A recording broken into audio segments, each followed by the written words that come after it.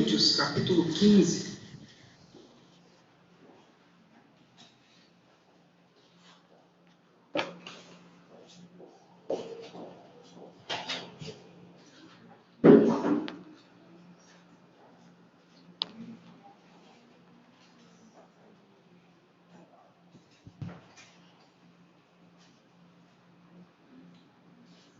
O tema dessa noite é: nós, a Igreja Reformada, acreditamos no Espírito Santo? Talvez essa seja uma das perguntas que mais fizeram para mim quando eu vim para a Igreja Aliança do Calvário. Vocês acreditam no Espírito Santo? E eu queria hoje estar compartilhando com os irmãos essa mensagem. Para mim é uma mensagem muito especial falar a respeito desse assunto, uma vez que por 20 anos me ensinaram muitas doutrinas erradas, muitas coisas erradas. E ao longo desses anos, nós aqui no Brasil, nós não tínhamos acesso a uma literatura diferente, nós não tínhamos acesso a uma internet que ensinava de outra forma, porque ao longo desses anos, a mídia, tudo foi dominada por essa teologia pentecostal que nós vemos hoje. E hoje eu queria compartilhar com os irmãos essa mensagem. Uma vez que eu ouvi essa mensagem, uma vez que eu comecei a estudar essa mensagem, isso tocou muito no meu coração. Porque a partir desse estudo, eu nunca mais fui enganado e nunca mais serei enganado. E eu queria, com muito amor, compartilhar essa mensagem com todos os irmãos. Então vamos começar aí no livro de 1 Coríntios, capítulo 15, versículo 1 e versículo 2.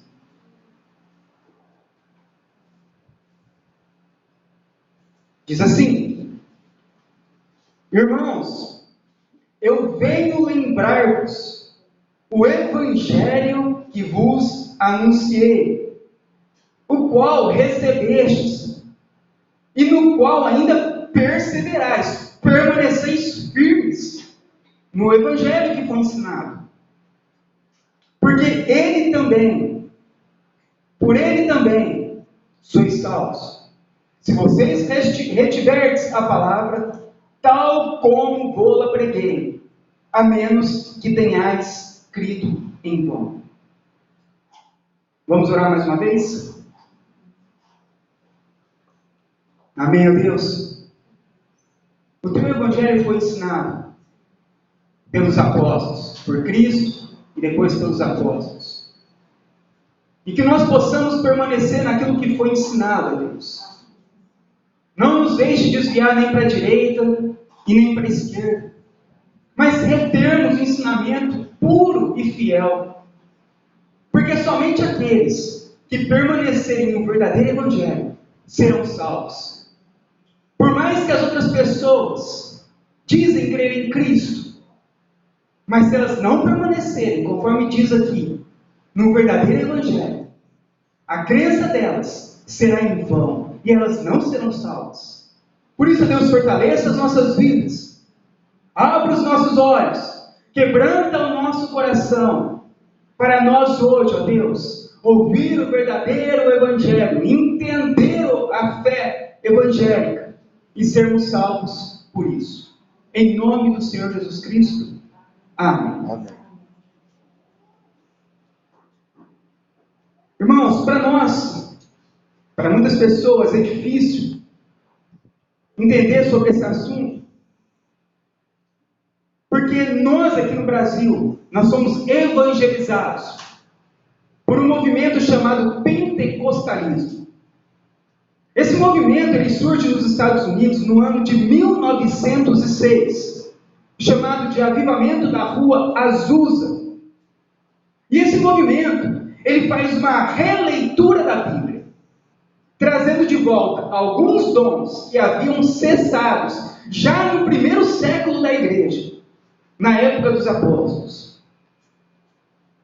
Há alguns anos atrás, nós não tínhamos acesso a nenhuma dessas verdades aqui no Brasil.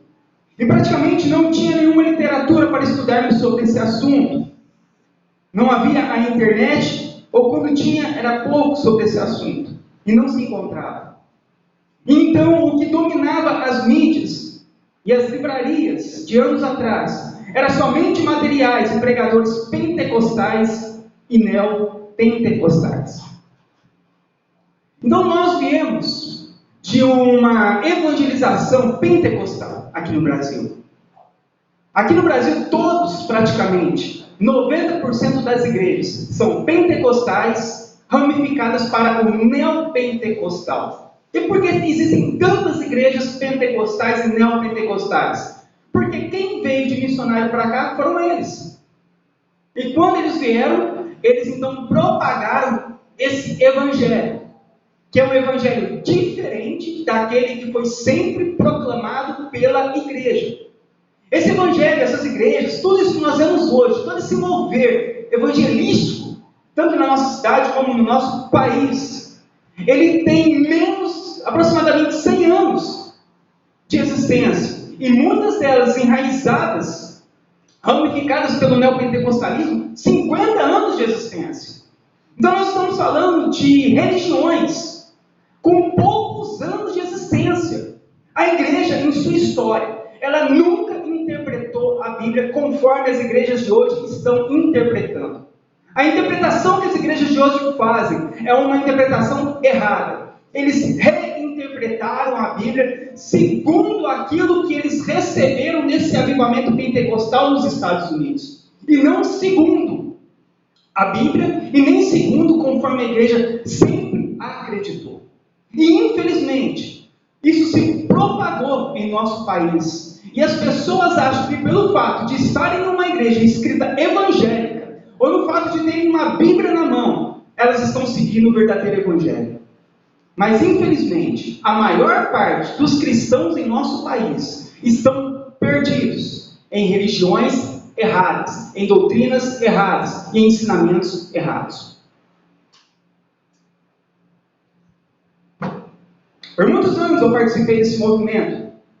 Derrubava pessoas no chão, soprava nas pessoas, deitava pessoas no chão, batizava pessoas em línguas estranhas.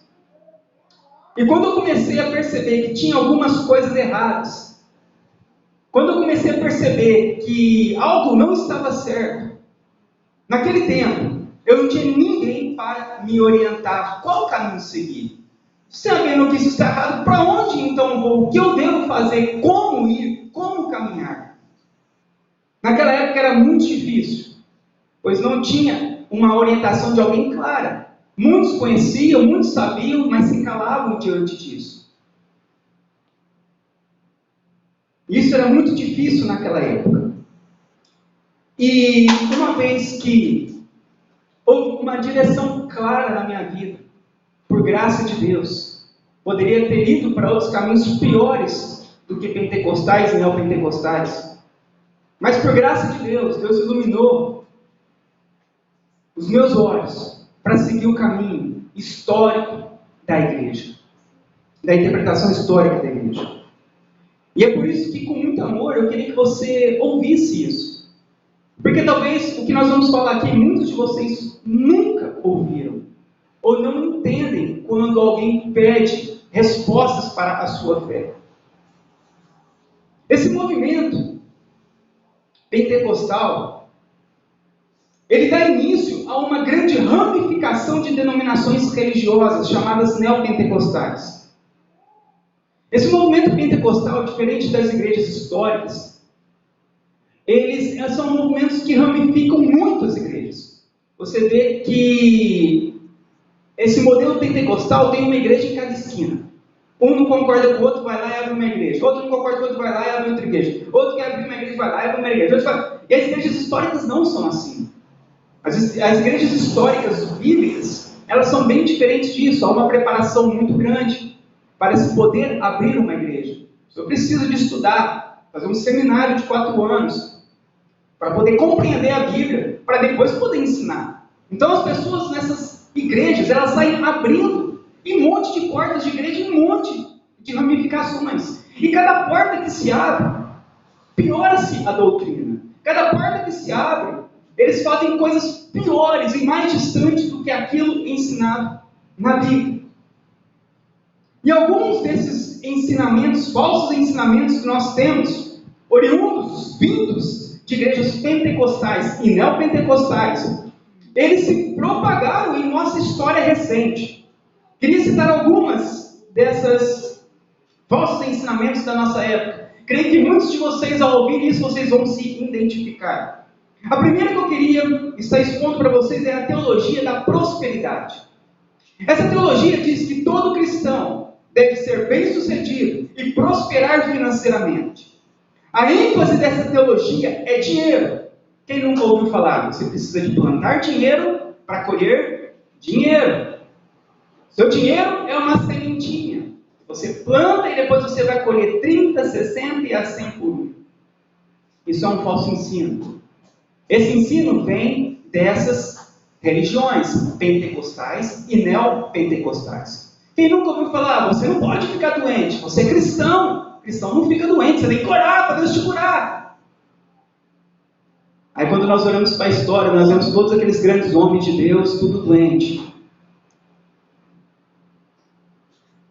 E essa religião, essa teologia, vindo dessas religiões, diz também que o dízimo é a solução de todo problema. Você está com um problema? Dá o dízimo. Aí vai amarrar Satanás e os seus problemas vão acabar. Então, essa teologia da prosperidade, a ênfase é o dinheiro. Sucesso, riqueza, prosperidade. Esse movimento, então, teologia da prosperidade, surge do pentecostalismo, desses movimentos neopentecostais e pentecostais. A igreja nunca acreditou nisso durante toda a história. Outra coisa, confissão positiva. O que eles dizem, essas religiões? Eles dizem que as nossas palavras têm o mesmo poder da palavra de Deus. Cuidado com o que você fala, porque o que você vai falar vai acontecer. Quem nunca ouviu isso, que as palavras têm poder? Então eles falam isso, que nós somos como Deus. Deus não falou e aconteceu? Quando você falar, também vai acontecer. Teologia da confissão positiva, propagada por essas igrejas pentecostais e neopentecostais. Cobertura espiritual. Dizem que o líder é o guarda-chuva da igreja. Que você, para ser protegido de todo mal, você tem que estar debaixo da cobertura do líder. Você tem que estar debaixo do guarda-chuva do líder. Aí o mal não vai te pegar, porque você está protegido pelo líder. Cobertura espiritual. O líder controla a sua vida pessoal. O líder controla todas as suas decisões. Tudo que você for fazer, você tem que falar para o líder. E você não pode fazer nada sem falar antes para ele. Ele é o teu guru, o teu amuleto da sorte. Então nós viemos, o Brasil, ele vive disso, desses tipos de teologias, trazidas por essas igrejas, por essas teologias, há 100 anos atrás. A mais recente é a teologia coach, que eles usam a palavra de Deus para motivar, conquistar a bênção, ser bem-sucedido. Nessa teologia, eles colocam o homem como o centro da vontade de Deus. O homem como o centro do culto. O homem como o centro da Bíblia. Eles têm a audácia de dizer que Deus tem o lápis na mão para escrever, mas que o homem tem a borracha para apagar. Nós chegamos a esses absurdos, tudo vindo dessas igrejas, dessas teologias. Pentecostais e neopentecostais. Ouviu falar? Pentecostal e neopentecostal, que praticamente são todas as igrejas, 90% das igrejas aqui da cidade e do Brasil, elas são oriundas de uma teologia que tem no máximo 100 anos de existência, numa releitura e uma interpretação bíblica totalmente contrária àquilo que sempre foi ensinado na história pela igreja. Todas essas teologias pentecostais e neopentecostais, elas são arminianas. Terrivelmente, isso é terrível para nós. Por quê? Porque o arminianismo, eles consideram que a salvação é pelas obras, que não é somente por Deus. que o homem precisa de cooperar, de ajudar Deus na salvação. Todas elas são arminianas. No ano de 1608, na cidade de Dort, a igreja debateu sobre isso, a igreja reformada, sobre o arminianismo e o calvinismo.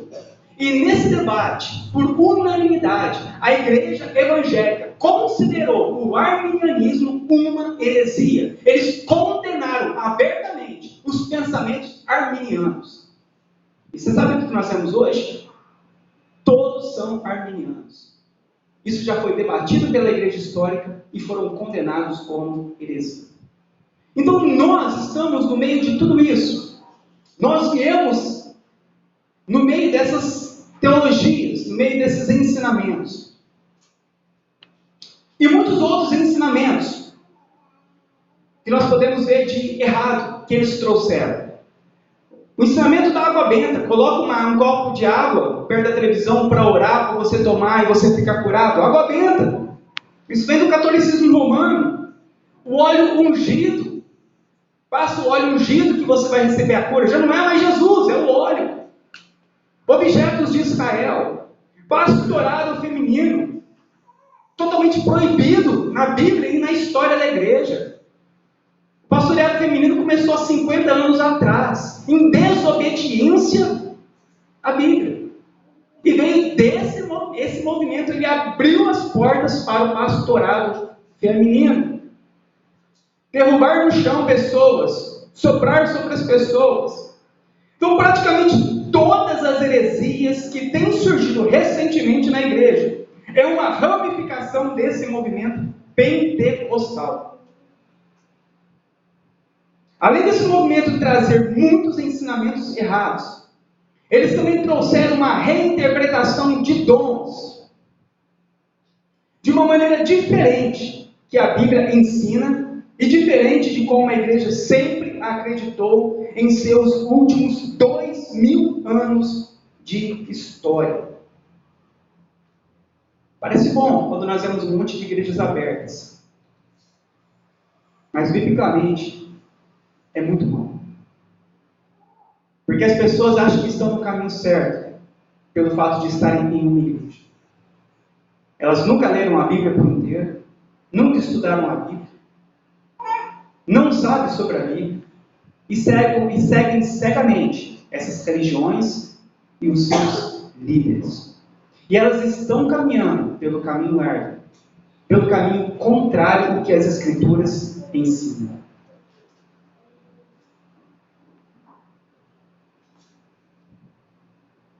Esse movimento pentecostal e neopentecostal, ele causou um grande mal para a igreja aqui no Brasil.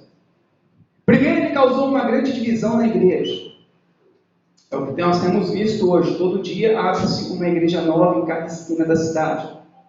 E em cada igreja que abre, faz parte desse movimento. Você nunca vai ver uma igreja bíblica, histórica, abrindo todo dia em um canto da cidade. Porque é uma unidade. Nós não precisamos de abrir mais igrejas, nós já temos uma igreja bíblica histórica. Nós entendemos que aqui é um lugar, temos que ir para outros lugares ou outras cidades onde ainda não tem. Mas eles não. Eles racham e abrem igrejas após igrejas. E cada uma dessas igrejas, elas têm piorado a sua teologia. E não seguem a interpretação histórica da igreja. Elas fazem uma nova reinterpretação da Bíblia. E ela tem poucos anos de existência. Então causou uma grande divisão. Imagina se todos nós, na cidade inteira, fôssemos de uma única igreja bíblica. Imagina quanta força nós teríamos. Mas o que acontece? Acontece que agora nós temos que evangelizar até os que se chamam evangélicos, porque eles se desviaram de tal forma da Bíblia que nós precisamos de evangelizar os próprios evangélicos dos nossos dias. Outro grande problema que eles causaram foi que eles tiraram Cristo do centro do culto e das pregações. E no lugar de Cristo colocaram manifestações espirituais não bíblicas. Colocaram no centro do culto outras coisas. outros eventos que não fosse Cristo. Cristo precisa de ser o centro do culto. E essas igrejas, elas cada vez mais tiram Cristo do centro do culto e colocam aberrações, manifestações, gritos, cai no chão e um monte de manifestações externas. A Bíblia diz em João 16, versículo 18, que quando o Espírito Santo viesse, ele convenceria o homem do pecado, da justiça e do juízo.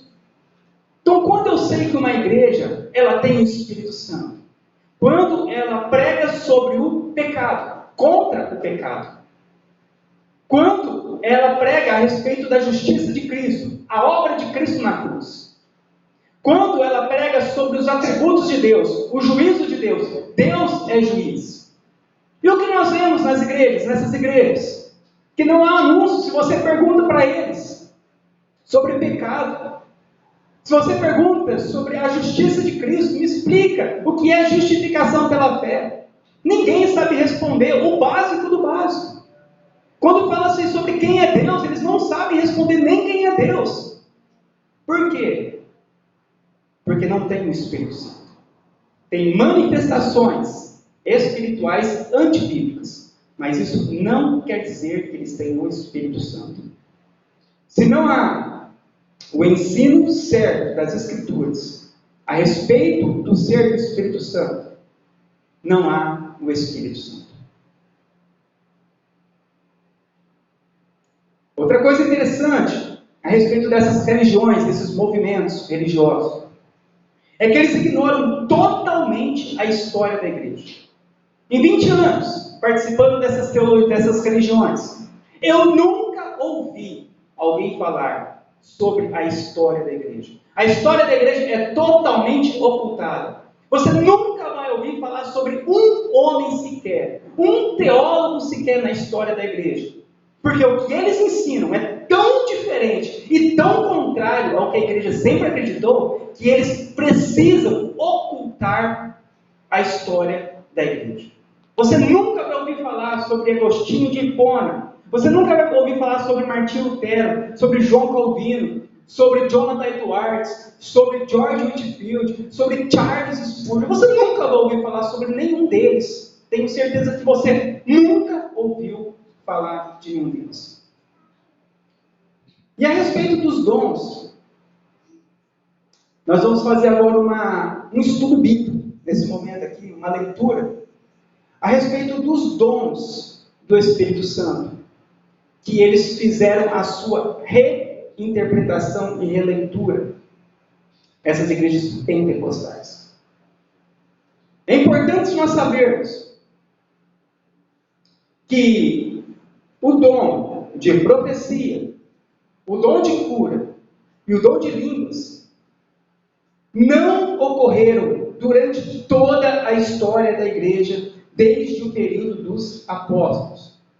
Talvez você nunca tenha ouvido isso, mas depois que os apóstolos morreram, esses 3 dons ficaram totalmente desconhecidos pela igreja.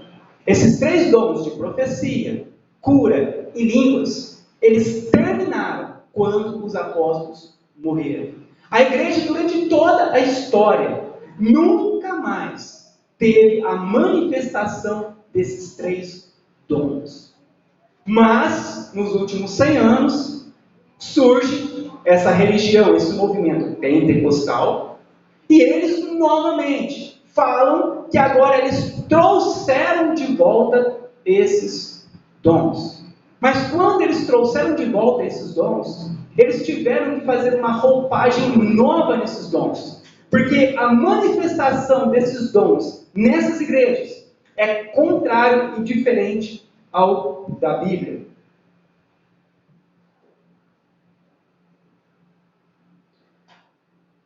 Porque os dons, naquela época, eram tão importantes.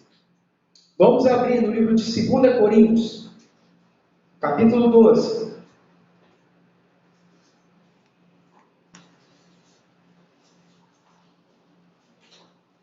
Versículo 12.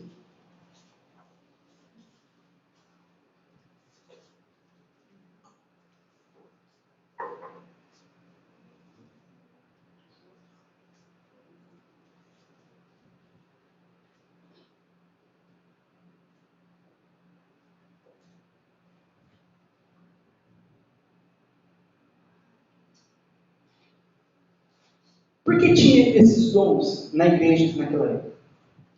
2 Coríntios 12 diz assim: pois as credenciais do apostolado foram apresentadas no meio de vós, com toda a persistência, por sinais, prodígios e poderes miraculosos.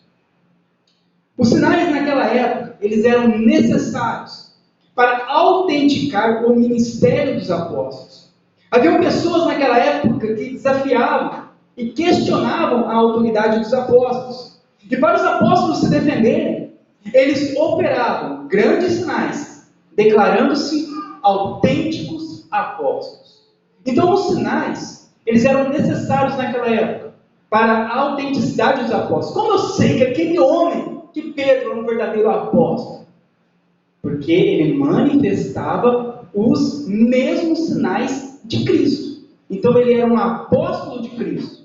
E o que o apóstolo ensinava era tido como regra e doutrina para a igreja que estava se formando naquela época. Então era necessário os sinais para que a igreja aceitasse os ensinamentos fundamentais dos apóstolos para a igreja. Então era totalmente importante e necessário naquela época essa manifestação dos sinais. E eu quero começar agora com o dom de cura. Nós vemos muito por aí pessoas dizendo que tem o poder de cura, né? O culto da vitória, o culto da cura. Vem aqui que eu vou orar para você, você vai ficar curado, vou colocar as mãos e vai ser abençoado, e assim por diante. Mas vamos entender um pouquinho a respeito desse dom da cura. As curas e os milagres eram feitos exclusivamente pelos apóstolos. Nós, muitas vezes, não lemos a Bíblia de uma maneira, com atenção. Nós lemos a Bíblia tal, e daqui a pouco eu tenho o poder de Deus e vou sair curando todo mundo. Mas quando nós lemos a Bíblia de uma forma com atenção, nós vamos notar que lá diz que somente os apóstolos tinham o poder de cura. Vamos abrir lá em Atos, capítulo 2.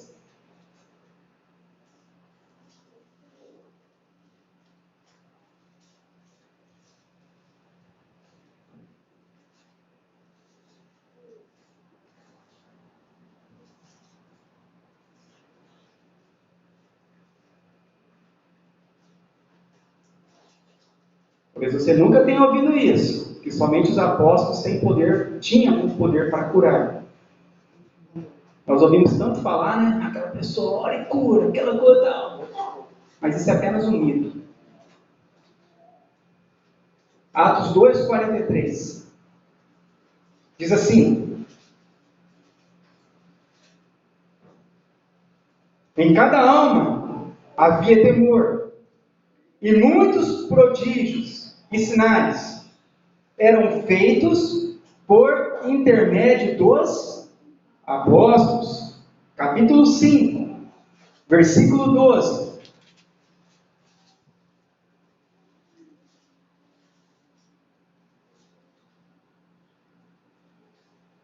Muitos sinais e prodígios eram feitos entre o povo pelas mãos dos apóstolos. A ideia pentecostal de que as curas eram realizadas por muitos e diferentes crentes simplesmente não se encontra na Bíblia. Os registros falam somente dos apóstolos como tendo realizado curas. E juntamente com os apóstolos, 2 assistentes enviados pelos próprios apóstolos, Estevão e Filipe, e talvez Barnabé. Fora eles, ninguém na igreja primitiva teve o poder de curar. Essa ideia é que as curas aconteciam continuamente e eram realizadas por crentes em geral, não é um ensino na Bíblia. Sendo assim, essas curas ensinadas nessas religiões são baseadas apenas em um mito. A Bíblia ela ensina que somente os apóstolos tinham o poder, o dom de cura. E como era esse dom? Esse dom era um dom que eles curavam qualquer pessoa de qualquer enfermidade. Esse era o dom de cura dos apóstolos. Eles não curavam por sorte. Vou orar para 200 e depois eu vou perguntar se alguém ficou curado. Não. Orava para 200 e 200 ficavam curados. Curado do quê? De dor de cabeça? Não. Curado de paralisia, cego, mudo. O braço voltava, crescia, a mão voltava ao normal. Eram essas curas. Não essas curas enganosas. Quem está triste agora está feliz.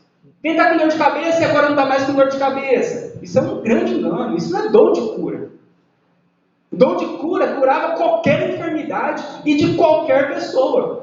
Se vocês todos estivessem enfermos aqui e chegasse um apóstolo, todos vocês ficariam curados. Independente do que vocês tinham, de qualquer problema. Esse é o dom de cura. Esse é o verdadeiro dom da igreja. E nós não vemos mais isso. O que nós vemos é charlatanismo. Pessoas que querem o seu dinheiro, pessoas que querem enganar, pessoas que querem ter posse da sua vida, ensinando coisas erradas. Quantas vezes você já não vê aquelas filas em imposição de mão daquele monte de pessoa? E ninguém fica curado. Isso é uma tapiação, isso é para mexer com o sentimento, mexer com o emocional das pessoas, porque não é o mesmo dom. Quando eles impunham as mãos, fazia qualquer milagre e qualquer maravilha em qualquer pessoa. Esse sim é o verdadeiro dom. E esse dom, ele não existe mais. Depois que os apóstolos morreram, nós não vemos em nenhum escrito dos pais da igreja, nem dos pais da reforma, nem na igreja medieval, em nenhum momento da história. Mas esse movimento pentecostal, eles dizem, nós temos novamente o poder de Deus de curar as pessoas. E quando nós vemos agora o coronavírus, fecharam até a igreja. Tivesse o poder, tinha curado todo mundo do coronavírus. E não fechado a igreja com medo de pegar o coronavírus.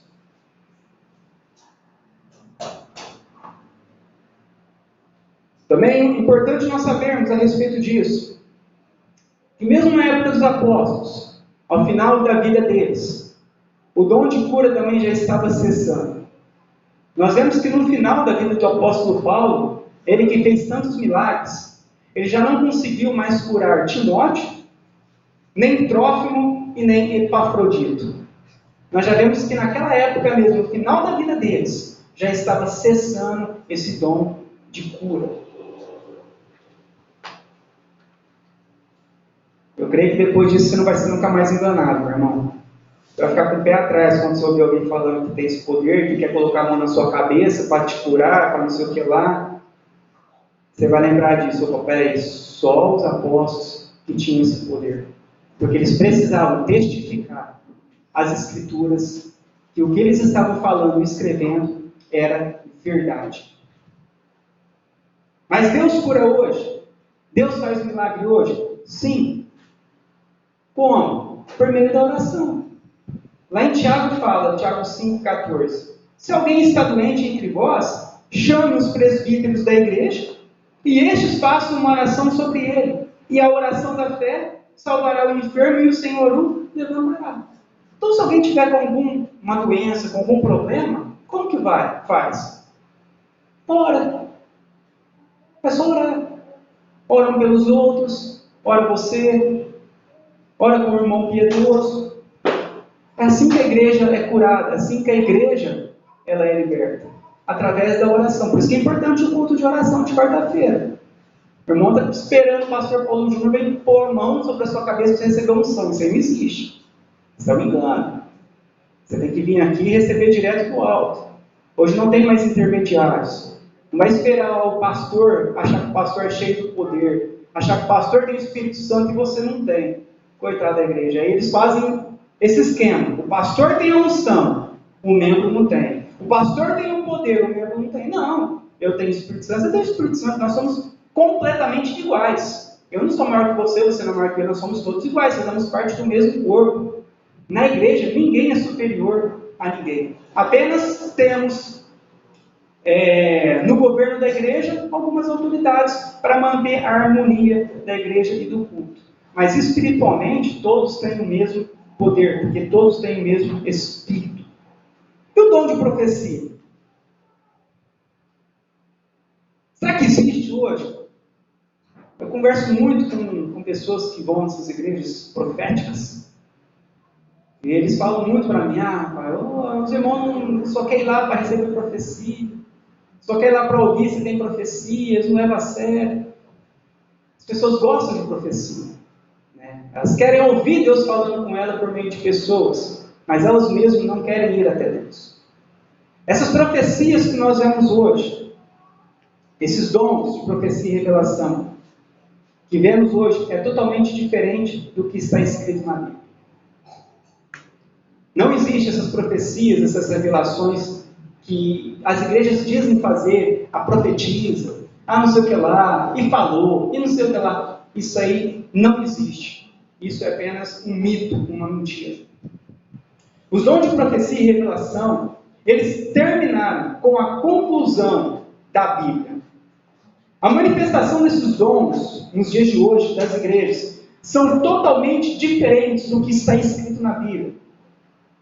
Quando havia profecias na Bíblia, no Antigo Testamento, no Novo Testamento, e as revelações que aconteciam, elas tinham o poder autoritativo de Deus. Quando Isaías ele profetizou, a profecia de Isaías se tornou uma doutrina para a igreja, um ensinamento para a igreja, registrado para a igreja. Então tinha o poder autoritativo de Deus sobre aquela profecia. E nos dias de hoje, essas profecias, elas não existem mais, porque a Bíblia ela foi completa. A Bíblia, a canonização da Bíblia, ela se fechou. Hoje nós temos a Bíblia como profecia e revelação final para nós. Eu quero uma profecia, eu quero uma revelação. É só ler a Bíblia. A Bíblia é a nossa profecia final. Vamos abrir no livro de Hebreus.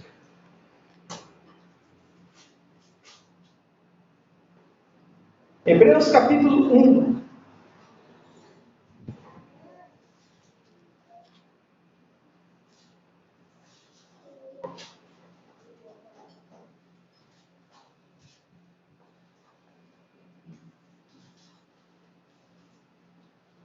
Se existissem profecias e revelações hoje, nós não poderíamos dizer que a Bíblia é nossa única regra de fé.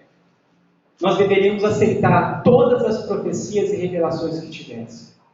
Imagina a bagunça que se tornaria espiritualmente, doutrinamente, as igrejas. Como essas igrejas são bagunçadas, que tem profecia. É uma bagunça, né? Ninguém sabe nada, ninguém entende nada. Agora imagina, nós não poderíamos falar que a Bíblia era a nossa única regra de fé. Uma vez que nós entendemos que as profecias terminaram juntamente com os apóstolos, ao se completar os escritos bíblicos, nós então aceitamos somente como profecia e revelação a Bíblia. É a nossa única regra de fé. As igrejas que têm profecia, eles aceitam a Bíblia e aceitam também a profecia. Se o profeta falar alguma coisa que é diferente da Bíblia, eles aceitam a profecia e preferem a profecia do que a própria Bíblia. Hebreus capítulo 1, versículo 1 e versículo 2. Havendo Deus, outrora, falado muitas vezes e de muitas maneiras aos pais pelos profetas, nestes últimos dias, Ele nos falou pelo Filho, a quem constituiu herdeiro de todas as coisas, pelo que também fez o universo. Antes, então, Deus falava por meio de profetas. Mas quando Cristo veio, agora Ele fala somente por meio de Cristo. Cristo agora se tornou a nossa profecia e revelação final. Tudo que nós precisamos, nós encontramos em Cristo. Tudo que nós queremos está em Cristo. Então nós, como uma igreja bíblica histórica, nós rejeitamos claramente qualquer tipo de profecia e revelação. Porque o que nós cremos hoje é que Deus fala conosco somente através das Escrituras. Como um dos 5 solas, somente as Escrituras. Sola Escritura. Somente as Escrituras. E o terceiro dom. O dom de línguas. Esse dom é o bezerro de ouro das igrejas pentecostais. Você quer acabar com uma igreja pentecostal, é tirar o dom de língua. Acabou. Não sobra mais nada.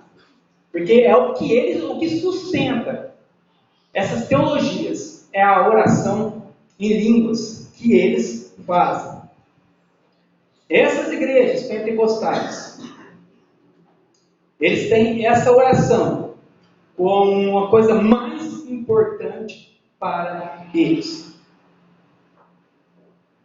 A oração em línguas dos nossos dias, que nós chamamos de oração labachúria, labalá, labachúria e outras coisas nesse sentido. Essa língua, irmãos, que você já ouviu em uma igreja que você foi, ou que você já falou nessa língua também, como eu, muitos de vocês já devem ter orado nessa língua, ela nunca existiu, nem na Bíblia e nem na história da igreja. Nunca, nenhum cristão orou nessa língua em toda a história. Essa língua, ela foi criada no movimento pentecostal nos Estados Unidos no ano de 1906. Essa língua que as igrejas oram hoje e falam que é uma língua, oração em línguas, essa língua nunca existiu em toda a história da igreja e nem na Bíblia. Ela foi criada, inventada, reinterpretada nesse movimento chamado pentecostal. O que era o dom de línguas? Quando se fala sobre o dom de línguas, e as pessoas falam, vamos orar em línguas, e lá, labachura, e lá não sei o que lá, e fica nisso. Mas, que sentido esse tipo de oração tem? Qual que é a oração verdadeira em línguas que a Bíblia ensina? Por que o dom de línguas? Qual era o dom de línguas verdadeiro da Bíblia? Por que eles tinham o poder de falar em outras línguas?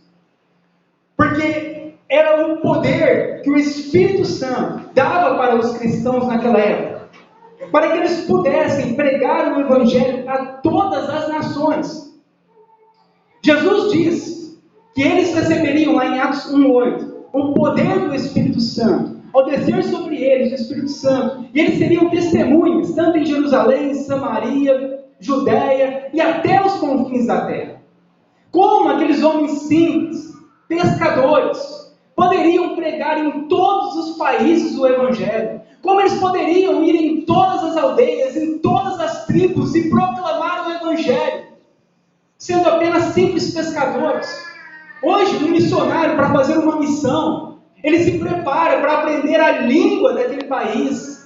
E quando ele aprende a língua do país, onde ele vai lá fazer a sua missão, então ele vai lá para pregar o Evangelho. Então ele precisa aprender essa língua para anunciar o Evangelho.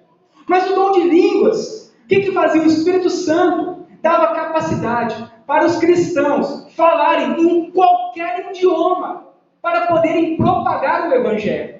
Então, se eles chegassem lá na Rússia, eles começavam a orar em russo para poder pregar o Evangelho, mesmo eles não conhecendo o russo. Se eles chegassem no Japão, eles pregavam em japonês, na China, em chinês, lá no Egito, em qualquer outro país que eles fossem. O Espírito Santo dava o dom a eles para eles poderem falar o Evangelho em qualquer língua existente. O dom de línguas não é uma única língua estática. O dom de línguas é o poder da pessoa falar em qualquer idioma, para poder então propagar o Evangelho para qualquer nação. Esse é o dom de línguas da Bíblia. E o que nós vemos hoje? O que tem a ver o dom de línguas de hoje? Que as igrejas falam que tem com esse dom. Nem idiomas, nem se fala assim um idioma, nem um idioma fala.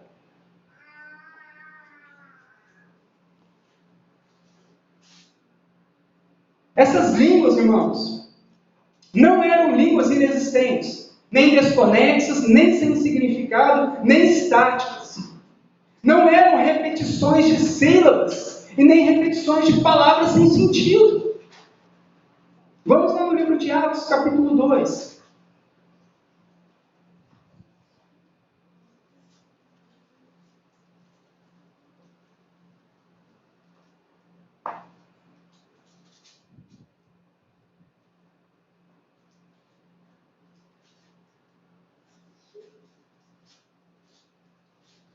Atos capítulo 2, nós vamos ler a partir do versículo 5.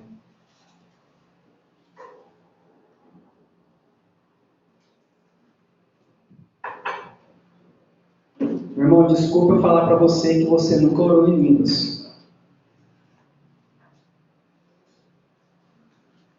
Nunca de nós oramos em línguas. Se esse era o teu bezerrinho de ouro, desculpa eu estragar o teu bezerrinho. Mas nessa língua da Bíblia, nenhum de nós e ninguém durante toda a história, depois dos apóstolos, oraram nessas línguas. Essas línguas são línguas induzidas. A pessoa começa a falar uma repetição de sílabas e pede para o outro ficar repetindo igual. E o outro naquela repetição, naquela frenética, naquela música, naqueles cultos, naquele emocionalismo. E todo mundo falando naquelas sílabas. Aquilo lá entra no sentimento da pessoa. E a pessoa começa a falar coisas desconexas, sem sentido. Isso não tem nada a ver com a oração em línguas da Bíblia. Todo sinal na Bíblia, ele tem sempre um significado e um sentido. E esse era o sentido. Poder evangelizar todas as nações, falando a todos os povos as grandezas de Deus.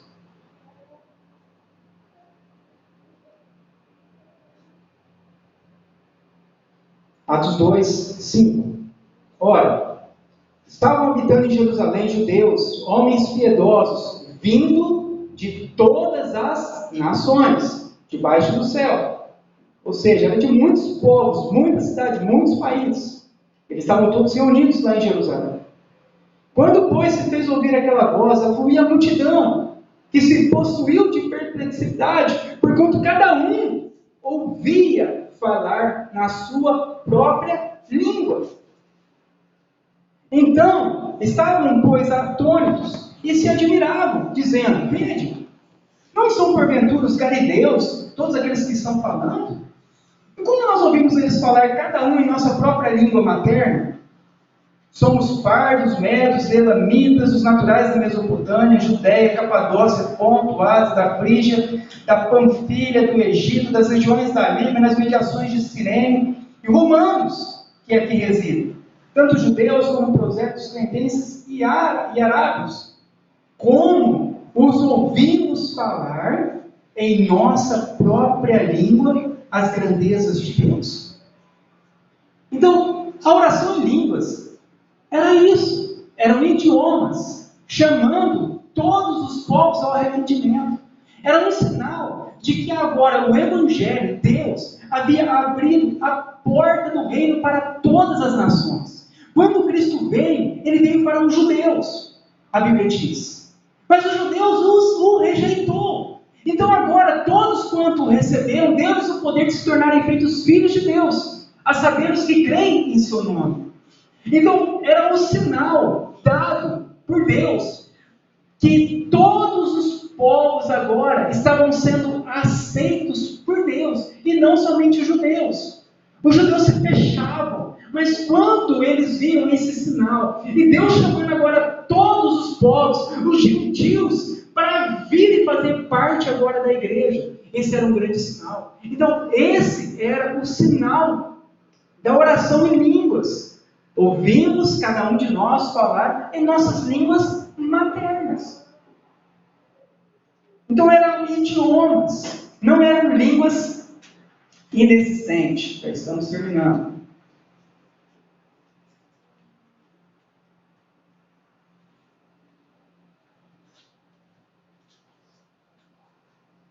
O dom de línguas também, irmãos, era o menor dos dons, e nem todos tinham esse dom. Vamos lá em 1 Coríntios capítulo 12.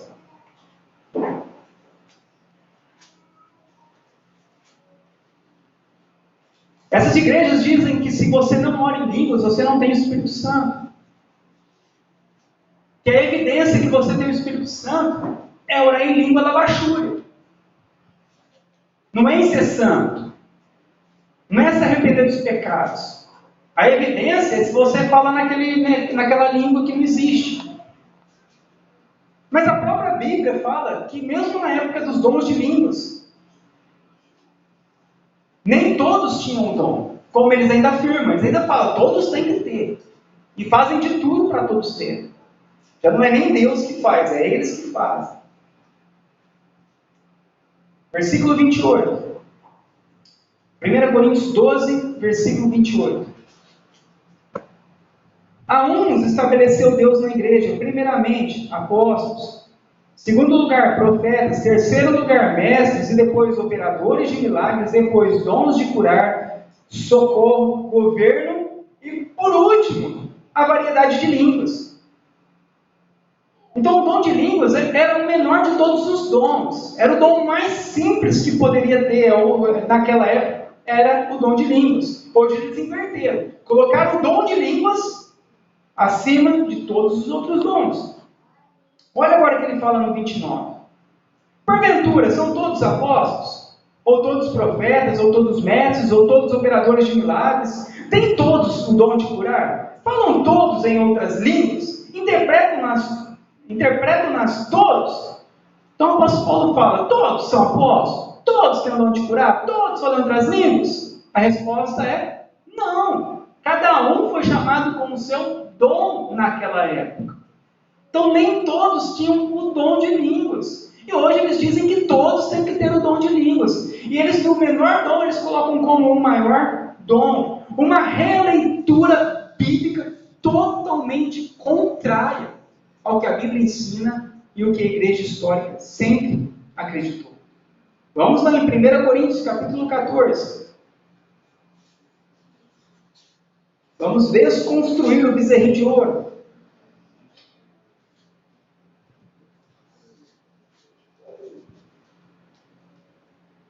Provavelmente você nunca leu esse versículo nessas igrejas. Tenho certeza. 1 Coríntios 14, 27.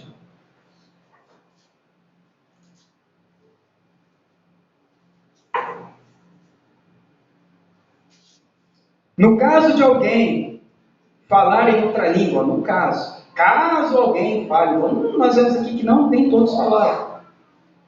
Era algo que não era tanto como tem hoje, todo mundo fala.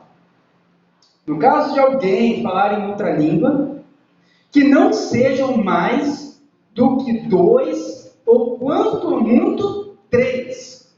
E isso sucessivamente. E haja quem interprete. Mas, não havendo intérprete, fique calado na igreja, falando consigo mesmo e com Deus. Se você ver o prefácio aí, um pouquinho acima do 26, versículo 1, você vai falar assim, a necessidade de ordem no culto. Aqui fala sobre como deveria ser o culto público da igreja. E ele diz, era uma ordem à igreja. Se alguém falasse em outra língua, durante o culto, no máximo 3 pessoas poderiam orar em outra língua. De que forma? Sucessivamente, uma de cada vez. Por quê? Porque havia um intérprete. Se todos orarem ao mesmo tempo, o intérprete não vai entender. Então um ora, o intérprete interpreta. O outro ora, o intérprete interpreta. O outro ora, o intérprete interpreta. Mas se não existe um intérprete na igreja, é para ficar calado. Não é para orar em outra língua. Essa história, vamos todo mundo orar em língua, quebra um mandamento claro das Escrituras. Foi proibido pelo apóstolo Paulo. Mas esses pastores, essas igrejas não querem nem saber de Bíblia. Eles querem saber do que eles querem. Eles são o próprio governante da igreja. Eles são os próprios apóstolos das suas igrejas. Eles são os próprios donos das suas igrejas. e estão conduzindo as pessoas ao caminho errado, ao caminho largo e à perdição. Então fica claro para nós que mesmo se alguém falasse em outra língua, deveria ser 3 pessoas com intérprete, ou então ficar calado. E eles acabam citando, até o versículo aí que vocês podem ler, no versículo 4, 14:4. Eles pegam e leem esse versículo só. Esse aqui você já deve ter ouvido. No mesmo capítulo, você já ouviu esse, mas aquele você não tinha ouvido não. Olha o que ele fala no 4. Esse aqui todo mundo já ouviu. O que fala em outra língua, a si mesmo se edifica. Mas o que fala, o que profetiza, edifica a igreja. Então o que fala em outra língua, a si mesmo se edifica. Mas esses líderes, eles leem esse versículo e falam: olha, vocês estão vendo? Vocês querem ficar edificados? Tem que falar nessa língua, para Deus edificar a vida de vocês. Mas quando nós olhamos e lemos o capítulo inteiro, se você ver, o apóstolo Paulo ele vai fazer uma repreensão disso. Ele vai falar que vocês estão errados, porque todo o dom é para a edificação da igreja e não de si mesmo. Se você ler o versículo, continuar lendo, você vai ver que o apóstolo Paulo ele pega e ele fala claramente aberto para a igreja que eles estão errados ao fazerem isso. Tanto é que ele vai terminar falando que tem que haver intérprete, um de cada vez orando, ou então ficar calado. Por quê? Porque tinha o porquê daquelas línguas e daquela oração. Então essa história que orar em língua edifica a si mesmo, se você ler todo o capítulo, o apóstolo Paulo está repreendendo esse tipo de comportamento e pensamento. Outra coisa que eles dizem também é que as línguas, não, vocês não estão entendendo. Essa língua que nós estamos orando realmente não tem interpretação, porque é uma língua dos anjos, é língua de anjo, então ninguém sabe o que nós estamos falando. Aí você lê na Bíblia, onde foi que um anjo já orou desse jeito? Ou onde foi que alguém ouviu um anjo orar e falou: nossa, é isso mesmo? Onde tem um exemplo disso na Bíblia? Não existe um exemplo disso na Bíblia.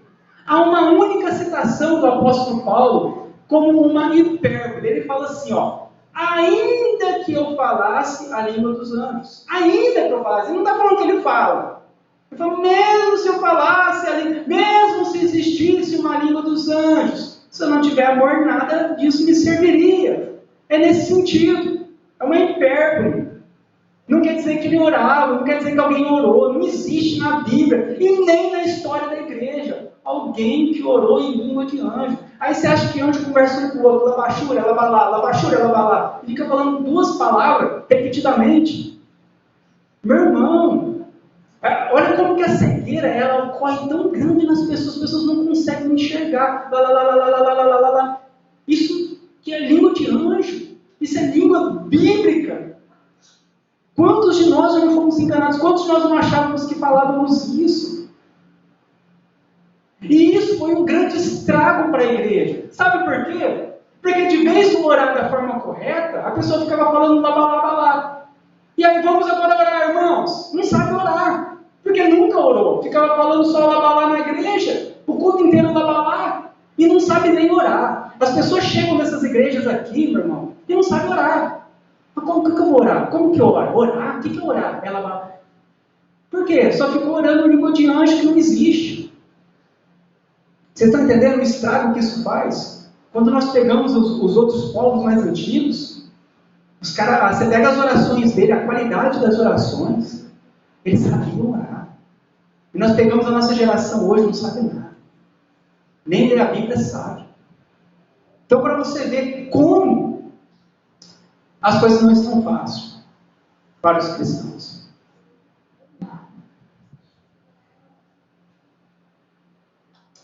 O que está acontecendo? O que aconteceu com a igreja no Brasil? E ao passar desses anos, meus irmãos, tem surgido cada vez mais novas religiões. Não para de surgir. Nós lemos aquele dia lá, que eu vi uns dados, que eu nem lembro qual que é os dados, mas eu vi que surgiu acho que era uma igreja, uma religião a cada hora, né? Fica um negócio assim. Cada hora surgia uma nova religião. Então não para de surgir religiões. Não para de ter falsos ensinamentos, falsas doutrinas. As igrejas evangélicas têm piorado tanto que nós não conseguimos mais ver um católico se convertendo. Não consegue ver. Porque a igreja católica está melhor que a igreja evangélica. Está indo ao contrário. Os evangélicos estão voltando para o catolicismo romano. Tão deturpado que estão o evangelho nessas igrejas. Tão fora da Bíblia que está. Estão fazendo agora um movimento contrário. Quantos de nós chamamos e convidamos o católico para vir? Dificilmente vem. Dificilmente larga lá. Por causa dos escândalos, dos ensinamentos errados, daquilo que nós temos visto em nosso tempo. E isso, meu irmão, a tendência é piorar. Jesus diz que quanto mais o tempo se aproximar, maior será o número de falsas religiões. As pessoas não percebem que ele está numa falsa religião. Ela não percebe que está em um falso movimento. Ela não consegue enxergar que aquilo não é de acordo com o que está escrito na Bíblia. Porque ela não lê a Bíblia, ela não estuda a Bíblia. E ela então acredita em tudo que falam para ela. E ela vê aquele monte de pessoas e fala, isso está certo. Todo mundo está indo para esse caminho. Mas quando nós olhamos então para os muçulmanos, que é a religião que mais cresce no mundo, nós vamos falar, eles estão certos. Porque a religião que mais cresce no mundo é o Islã. Então nós não olhamos o que está certo ou o que é errado pelo movimento, pelo tanto de pessoas, sim pelas Escrituras. E muitos têm abandonado a Bíblia e a sua interpretação histórica. Diante disso, irmãos, o que nós devemos fazer? Primeiramente, nós devemos nos prepararmos para esses dias difíceis, lendo e meditando na Bíblia. O único jeito de você não ser enganado é se você meditar na Bíblia. Você mesmo ir lá, ler, tirar suas próprias conclusões daquilo que está escrito. E não deixar para outro fazer a leitura para você, mas você. Isso é uma das coisas que os reformados fizeram. Abriram até faculdades. Vão estudar para vocês lerem a Bíblia direito. Porque eles queriam que as pessoas fossem inteligentes para ler a Bíblia e chegarem às suas próprias conclusões. Então nós devemos meditar nas Escrituras, para que a nossa fé seja uma fé forte e não sermos mais enganados. A fé das pessoas hoje, ela é de um lado para o outro. Ela é como uma onda, a Bíblia diz, que vai e vem, ela nem sabe no que ela acredita, ela se diz cristão, mas nem sabe nem no que acredita. Uma fé fraca, não consegue dar respostas aos que o pedem. Segundo, irmãos, nós devemos ter uma convicção firme de tudo isso que está sendo ensinado aqui na igreja. Convicção firme, peraí, o que ele está falando é coerente, está certo, é bíblico. E a igreja sempre pensou assim. Manter firme a sua convicção. Quando você vê coisa errada, não, isso aí não é bíblico, não. Mas, não, isso aí não está certo. Convicção de fé. Nós precisamos ter essa convicção de fé e nos impor diante dessa religião que tem apenas 100 anos de existência. E terceiro, para terminar, nós precisamos de evangelizar essas pessoas. As oportunidades que nós tivermos, irmão, você precisa de pegar o evangelho. Porque eles não estão caminhando no caminho certo. Pessoas que estão no lugar onde há pastora, lugar onde há confissão positiva, lugar onde há teologia de prosperidade, lugar onde há arminianismo, salvação pelas obras, lugar onde esses dons são abertamente manifestados de forma errada. Elas não estão caminhando pelo caminho certo, estão caminhando pelo caminho errado. E nós devemos, de uma forma clara, ensinar com muito amor essas pessoas, evangelizar elas. Porque não é pelo fato de serem evangélicas que elas estão no caminho certo. Muitas igrejas evangélicas estão no caminho contrário às Escrituras. Amém?